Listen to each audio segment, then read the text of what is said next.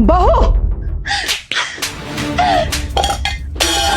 रुस्तम, रुस्तम बेटा। ये मैम सब क्या कर रही हैं? वीडियो बना लेता हूँ, साहब को दिखाऊंगा। मम्मी जी क्या हुआ, आप अपने आप को थप्पड़ क्यों मार रहे हो? देख बहू ना मुझे थप्पड़ मार रही है। मम्मी मैं आपके कहाँ थप्पड़ मार रही हूँ? क्या हुआ माँ, आप चिल्ला क्यों रही हैं?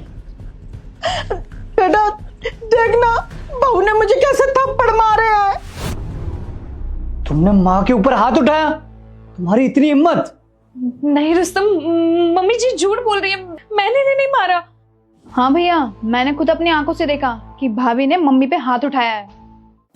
तब पति बोलता है कि सुमन, ये क्या तरीका है? मैं अपनी माँ को बचपन से जानता हूँ कि मेरी माँ कभी भी झूठ नहीं बोल सकती। और एक बात बताओ, तुम्हारे घर वालों ने यही संस्कार दिए हैं कि अपनी सास पर हाथ उठाओ और माँ को बोलता, माँ मुझे ये समझ नहीं आ रहा, आप चुप क्यों थी? आपने पलटकर जवाब क्यों नहीं दिया? तब माँ बोलती है कि बेटा मैं क्या बोलूं, मैं तो बहू के पास आई और उसको कहा कि बहू मुझे एक कप चाय बना दे, लेकिन उसने सीधा मुझे एक चांटा मार दिया। अब तू ही बता बेटा मैं क्या करूं? तब बेटा गुस्सा हो जाता और अपनी पत्नी को एक चांटा लगा देता और उसे वहां से जाने को कहता है। बाद में पत्नी वहां से चली जाती है। तब नौकर अपने मालिक के पास जाता और बोलता है कि साहब मुझे आपसे कुछ बात करनी है। तब मालिक कहता है कि क्या बात करनी है? तुझे सैलरी बढ़ानी है क्या? देख पहले से ही मेरा मूड खराब है, चुपचाप चला जा। यहाँ से नौकर बोलता है कि नहीं, हमें गांव नहीं जाना है, नई सैलरी बढ़ानी है, हम आपको एक बात बताना चाहते हैं। तब मालिक कहता है कि देख तू यहाँ से चला जा, मेरा मूड खराब है। तब नौकर कहता है कि साहब मैं आपको एक बात बताना चाहता हूँ, सुबह जो हुआ वह सब झूठ है। बड़ी मालकिन आपकी पत्नी को फंसाना चाहती है। अगर आपको मुझ पर विश्वास नहीं है ना, इसीलिए मैंने वीडियो रिकॉर्डिंग कर लिया है, तो आप ये वीडियो देखो। बाद में नौकर अपने मालिक को वीडियो भी दिखाता है। तब मालिक कहता है कि यह सब कुछ चल रहा है, लेकिन मेरी माँ अपने ही बेटे का घर क्यों बिगाड़ना चाहेगी? मुझे सच पता करना ही होगा। लड़का अपनी बीवी के पास जाता है कि माँ फिर आती है और बेटे को पता चल जाता और अपनी माँ के ऊपर गुस्सा हो जाता है और कहता है कि आइंदा से ऐसा कभी भी मत करना, नहीं तो मुझसे बुरा कोई नहीं होगा। और माँ भी शर्मिंदा हो जाती और अपने बेटे से माफी मांगती है।